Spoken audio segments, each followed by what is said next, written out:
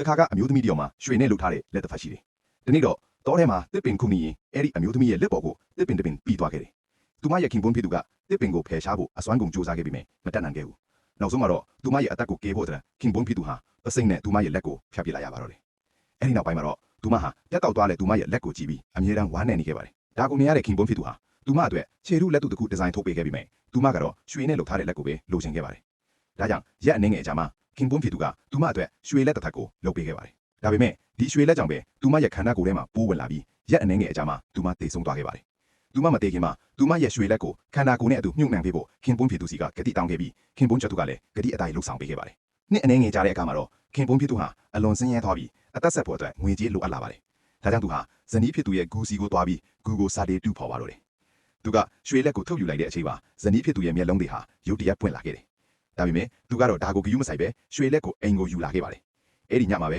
ဇနီးဖြစ်သူဟာသူမရဲ့ရွှေလက်ကိုပြန်ယူဖို့ရောက်လာခဲ့ပါတယ်။သူဟာကြောင်းလာတကြားနဲ့ရွှေလက်ကိုဇနီးဖြစ်သူစီပြန်ပေးလိုက်ပေမဲ့ရွှေလက်ကိုရပြီးသားနဲ့ဇနီးဖြစ်သူဟာသူ့ကိုတတ်ပစ်လိုက်ပါတော့တယ်